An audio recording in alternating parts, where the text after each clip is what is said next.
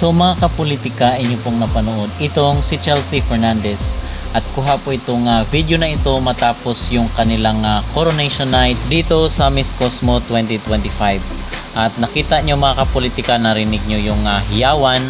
Talagang sobrang init ng pagtanggap dito kay Chelsea Fernandez. Kahit first runner-up lang siya, ay grabe yung pagmamahal na ipinakita ng mga Vietnamese dito kay Chelsea, kasi we believe na talagang nakuha ni Chelsea yung kiliti ng mga Vietnamese dito sa bansang ito, kung kaya isa siya sa mga heavily crowd favorite at marami ang kanyang mga supporters na mga taga-ibang bansa, dahil marami ang humanga nga dito sa performance na kanyang ipinakita sa Miss Cosmo 2025. So parang trademark talaga ng Pilipinas na pag meron tayong ipinapadala sa mga ibang bansa, most especially dito sa mga kilalang beauty pageant, ay talagang tinitingnan nila, hinahanap nila muna yung pambato ng Pilipinas bago yung pambato ng mga taga-ibang bansa.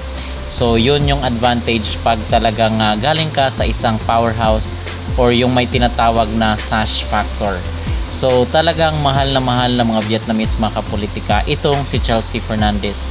Kung kaya nga even grabe yung pangbabash ng mga Pilipino dito sa Miss Cosmo at hindi tayo exempted doon, ay talagang sinuportahan nila ng todo-todo itong si Chelsea Fernandez. Ang sabi pa nga ng ibang mga Vietnamese ay kahit ayaw nila sa mga Pilipino, ay itong si Chelsea Fernandez lang ang kailangan sinuportahan dito sa Miss Cosmo, kasi nasasaktan na rin sila doon sa mga pangbabash ng mga Pinoy dito sa kailang pageant dahil sa nangyari last year. So kitang-kita ang tuwa ni Chelsea Fernandez sa reaksyon ng mga Vietnamese at yung talagang naghiyawan sila doon para lang makikamay dito kay Chelsea. So ganoon siya, at ang balita nga mga kapolitika ay yung mga heavily sponsored daw ng Miss Cosmo at yung mga business partner, kasi ang ilan doon sa mga price ni Chelsea Fernandez is hindi naman monetary. So aside doon sa 500k, kinakailangan niyang pagtrabahuan yung mga modeling siguro, mga fee sa kanya para sa mga endorsement, sa mga sponsorship dito sa Vietnam. So naka 1-year contract na itong si Chelsea Fernandez, kung kaya kasama siya ng reigning queen dito sa Miss Cosmo all throughout the year of 2026. So nakaka-excite at patuloy po nating subaybayan yung mga ganap ni Chelsea Fernandez dito sa organization ng Miss Cosmo. At kitang-kita rin natin mga kapolitika kung gaano kamahal ng CEO na si Bawang itong si Chelsea. Napapatitig nga lagi siya na kunan ng camera, at yung kanyang treatment, yung kanyang pagiging caring dito kay Chelsea is pinag-uusapan dito sa social media. So si Chelsea Fernandez ay isang iconic na ipinadala ng Pilipinas dito sa Miss Cosmo 2025 na hindi makakalimutan ng mga Vietnamese. In fact, sikat nga yung mga actress natin dito sa sa Vietnam mga kapolitika, at isa na dyan itong si Marian Rivera, kung kaya sikat ang Filipina beauty dito sa mga Vietnamese. Okay, so mataas ang kailangan pagtingin sa Pilipina, sa mga Pinay beauty queens. And then dito naman meron palang balita mga kapolitika, update doon sa usap-usapan dito sa social media na galing na mismo kay Chavit Singson, na ito di umanong si Paula Sugart at yung taga Miss Universe is pupunta dito next month, kasi very interested, parang 90% na mag-deal sila dito sa Miss Universe at itong anak ni Chavit Singson na bibilhin yung franchise para mabalik yung dating kinang ng once prestigious beauty contest na niurakan nitong si CEO ng Mexico at itong si Anja Crototip. So gusto ng mga Filipino supporters, most especially yung mga Pinoy at yung mga of course taga ibang bansa, sabi nga nila okay lang daw na mabili ni Chavit Singson yung Miss Universe as long as patas lang yung laban. Okay, so walang problema sa kanila. So tayo naman during that time ni Chavit Singson 2018, kasi ay hindi pala si Chavit yung CEO nung nanalo si Catriona nung 2018. Siya lang yung primary investor.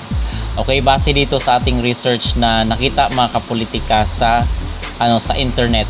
At that time, the Miss Universe organization was owned by the talent agency WME IMG, now known as Endeavor Group Holdings. which had acquired the organization from Donald Trump in September 2015. Chavit Singson was the primary investor and the local host partner responsible for bringing the 2016 pageant to the Philippines. His company LCS Holdings Incorporated paid $12.9 million to the MUO to be the official host of the event. Due to his significant role in the successful staging of the pageant, he was even given a Mr. Universe sash as a token of appreciation from the organization. He later acquired the local franchise for Miss Universe Philippines in 2019, separating it from the Binibining Pilipinas Charity Incorporated BPCI.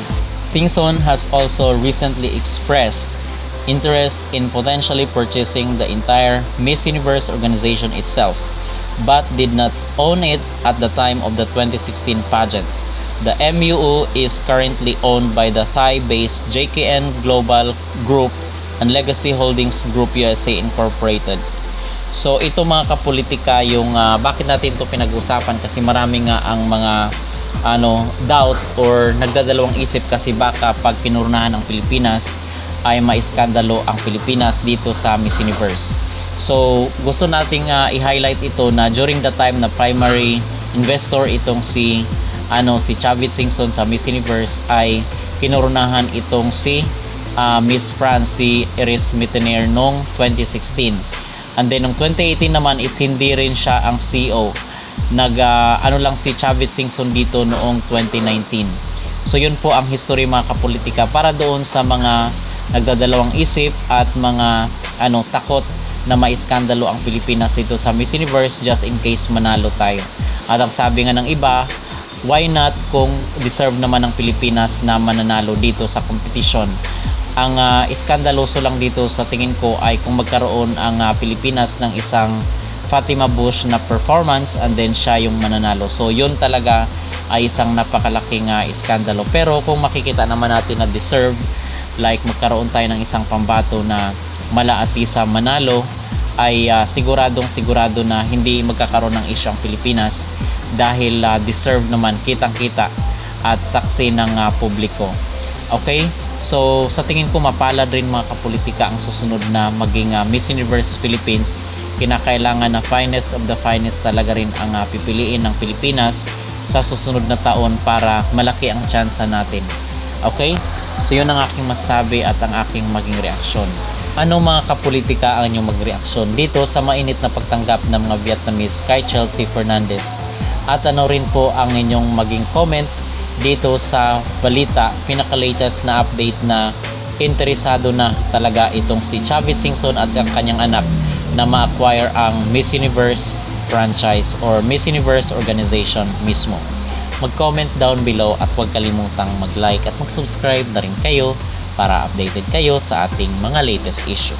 So narito po pala yung kabahagi ng live press conference ng Miss Cosmo. Cheers! Dito sa kailang second day matapos ang kanilang grand finale.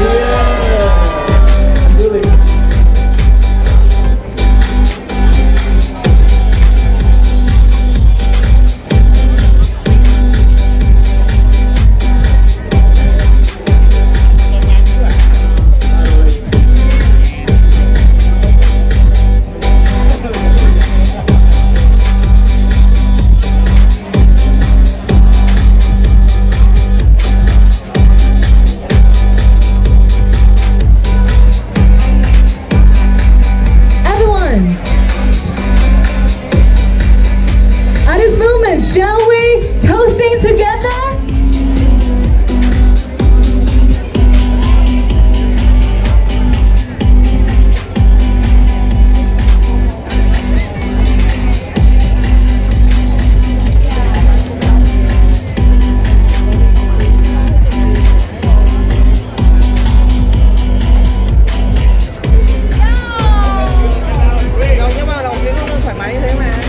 Enjoy the night and don't forget the buffet seats out there, right?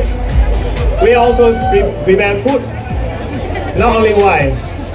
Make sure you get food and drunk before you get home tonight, okay? Oh, where's the music? I'm sorry.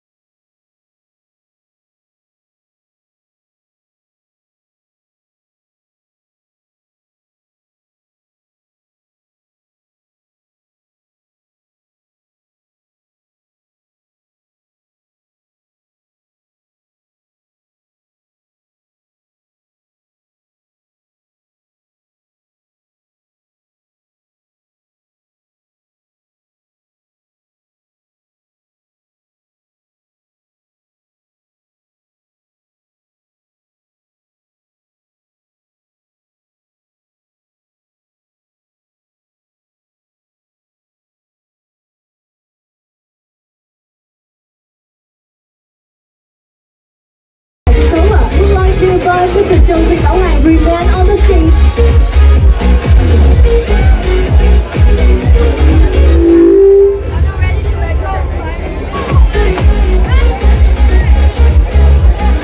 And right now, I would like to invite Mr. Trung Việt Bảo Hoàng, remain on the stage to present the trophy, a bouquet of flowers for our venue sponsor.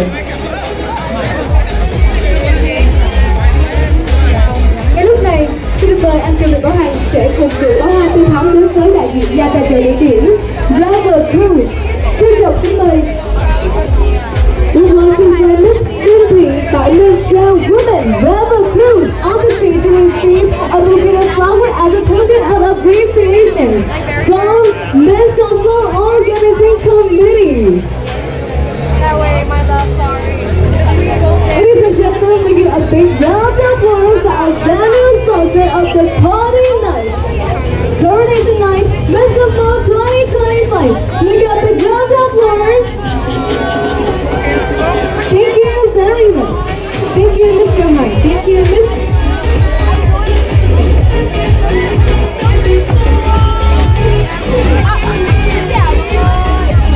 Alright, everyone, now please enjoy the party tonight. This is a night for celebration, sharing, networking, and no more KPI, no more stressful. Please enjoy.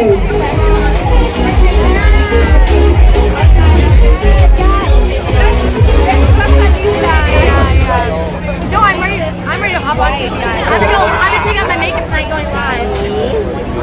No, the KPI is. You win again.